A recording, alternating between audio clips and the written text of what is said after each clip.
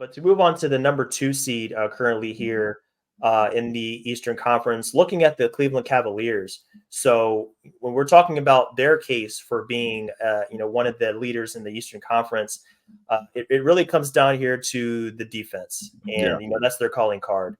So fourth in adjusted net rating here at plus 4.7, 38-19 as of today. That's their total record. And you look at what they have going with the Twin Towers of Mobley and Allen. I mean, they're going to have a chance every single night just because absolutely deadly at the rim. You're not getting anything easy with that lineup. And you also have a couple other factors around the wing. You have Isaac Okoro, who's been much improved this season. And that kind of helps tie things together. And then they just made a singular focus in the offseason, go get more shooting. They thought that was one of the big reasons why they flamed out in the playoffs, was just not having enough spacing to go along with those Twin Towers. So they go out there and get George Niang, and they go out there and get Max Strus. And they've both been very solid for them. But I look at that starting lineup, and you put Strus in there. I did the same thing as I did with the Boston lineup. I went and I looked at the efficiency differential. It's way lower. So they have 549 possessions together, a lot less than Boston. But the efficiency differential, we're talking about percentile, it's only average. And that's not what you want to see from your primary starting lineup. And the big reason for that, it comes down to the offense. So if we go on the other side of the coin and look at that, it's kind of average. It kind of really suffers sometimes. And it's a big reason last night why they just completely blew that game against Chicago. That offense went stale for multiple moments in that game, especially late. So for me, it's still kind of a sticking point as far as like how I feel about their chances of making a deep run. I love Donovan Mitchell, 28 points a game. He's been phenomenal. He's going to give them a great chance at being a great team in the regular season and at least having a chance in a lot of playoff games. But I think if they don't find a way to kind of level off that offense to go along with their supreme defense, they're still going to have problems in the postseason. But how do you feel about the Cavaliers so far, just looking at all the metrics here? I hate to call it a fluke, but, according to Positive Residual, they had the third easiest schedule leading into the All-Star break. And that's why they were able to run up their standing, their schedule. I mean, their record like that. Mm-hmm. I'm interested to see what it looks like in the second half of the season. And to your point, I kind of pulled up some of the stats here for Strus and Niang. Strus is shooting 34% from three. He shoots a little bit under 32% in the playoffs. Niang is shooting a little under 36% from three, which I found interesting because he shot 40% or better each of the past 5 seasons. Mm-hmm. I think Niang is going to play a big role in the playoffs because I think last year he shot 46% in the playoffs.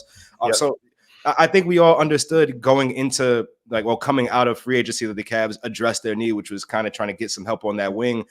I'm still I like the idea in theory of having Jarrett Allen and Evan Mobley, but after covering the Nets for a while, just having 2 non-shooters on the floor is going to be difficult. And I know Evan Mobley is shooting 10 of 28 from 3, so that makes him it looks nice in a percentage, which is 36. But if you don't have someone that's a legitimate floor spacer on there to support your rim rolling and rim protecting center, I think it's going to be tough for any team. So I'm not sure what that looks like in terms of the long-term picture. I'm not even sure what it looks like in terms of the playoffs because we saw last year the Knicks packed up the Cavs, even though they were the 5 seed, and the Knicks and the Cavs were the 4 seed. So it'll be interesting. I like what Donovan Mitchell's been able to do there. I'm just not sold on them, and I don't think I will be. I think they're still missing something. There's something there that's missing. Yes, the defense, it looks good. The analytics on it look good. Offensively, I kind of like the Garland and Mitchell pairing, but I think that there's something in that front court that's not quite there yet. And because of that, this is a wings league. I've seen KD say it. We've seen a lot of different players say it. Until you have that legitimate option on the wing, which I don't think. You talk about Okoro, you talk about Strus, you talk about Niang. I don't think any of those guys are the answer at the 3. I think they're just stopgaps until you figure something out. And then they got to figure out what they're going to do at that 4 or 5, because if you don't have spacing, if you don't have 4 players that can shoot, 5 threes a game, every game on the floor, I don't know that in this NBA you're going to be able to last long, especially in the playoffs, because in playoffs, teams are going to key in on that. They're going to put 5 shooters on the floor, and then you're going to pull Mobley and Allen away from the rim, and then you're going to attack the paint all day. Timeout. We got to do something about it. So I don't know. I don't know if I'm bullish on them like that. I'm really not either. And we just talked about a team that can do exactly that. Pull the big men out of the paint. The Boston Celtics, they do that great. at a great level. So Yeah. I think all the reasons you mentioned, it kind of goes along with what I was saying, just about the offense. Just sometimes it's pretty solid, and sometimes it's just not quite there. Something is missing, like you said. And really, for Mobley, it comes down more than just the percentage. It's just the willingness to shoot. He's not a guy that's going to take a ton of attempts. And to gain respect on the perimeter, I think even more than a percentage, you have to have the attempts to go along with it. Exactly. If coaches are looking at what you're doing in the locker room before the game, and they see 2.5 attempts per game, it's like, okay, he's probably just going to pass or drive anyway. So, like, why are we going to get this out? He's not even worth the trouble. So, looking at that from that perspective, yeah, he's just not going to garner a lot of attention there in the playoffs. And I think that's one reason why their offensive rating has been kind of drugged down this season. It's just because he hasn't made enough of a leap offensively to supplement a guy like Allen. Now, if he's playing in a lineup to where he is the big, and you go along with like 4 wings or rather you like 2 wings and 2 guards along with Allen or Mobley as the center, the numbers are a lot better. Yeah. And that's one of the reasons why they had that long winning streak. I think it was like 19 of 21 games they won at one point. And that was when they were mostly not healthy. And Mobley missed a lot of time. Garland missed time. But then they got back to a lineup to where it's more traditional in today's NBA, to where you have a lot of shooters. And then like, hey, we have that one big man in the middle that can just roll to the rim without anybody clogging the lane. And now it's like, okay, how do they kind of take some of that magic that they had in the middle of the season and kind of blend it with their whole lineup? Because you have to play both of those bigs. You can't just like, have one of them come off the bench. Exactly. So I'm thinking maybe they stagger their minutes a little bit. You give Okoro more minutes because he's right now he's shooting, I think, close to 40% from 3, which is a huge improvement from what we saw before. Shout out to him. Absolutely, man. And he can still take on a lot of those wing assignments. So if you're playing a Tatum in the playoffs, or you're playing OG and a newbie in a playoff series, like, hey, we have Okoro, we can stick on him. But at the same time, he's not going to drag down our 3-point percentage. He's going to take attempts in the corner and shoot 38, 39%, hopefully in the playoffs. We'll see how that translates. Yeah. I think that's kind of their key to kind of making this all work, is just kind of tinkering with those lineups.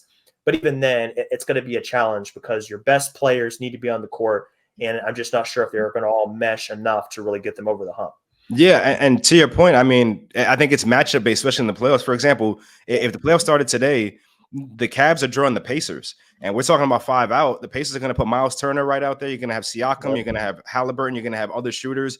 That, I mean, it looks like on paper the Cavs should win that series, but that could go either way. The Pacers are an electrifying team. They're going to run up and down and shoot a bunch of threes. So that's a series right there that'll force them to play with their rotations a bit. But it's interesting. I think these teams, number one, we've got a lot of basketball left to play before we're even at a space where we know what the standards are. The Knicks and we're going to get there with no Julius Randle, no OG Anunoby for a little while. They're at 4th right now. We could see them drop down to as low as 7th or 8th because there's only 2 games that separate the 4th seed from the 8th seed right now. So it's tough right now. I think the Cavs have a little bit of a cushion where they have their 8 games back. Now they could fall down to 3 because Milwaukee's right behind them. I think they have a little bit of a cushion. I think the Cavs right now they're going to be a good regular season team. I think their flaws are the type that get exposed in the playoffs, and that's just going to be difficult because Donovan Mitchell is electrifying, but we haven't seen him really put a team on his back in the playoffs the way we would need them to do. For example, in Utah, last year against the Knicks, that was a series that the Cavs were supposed to win, and they didn't. So I think the Cavs are a team where all their questions have to be answered in the playoffs, not in the regular season. They could easily finish the regular season number 2 and then lose to the Pacers in the first round because the matchup isn't right. And I don't think I would be surprised.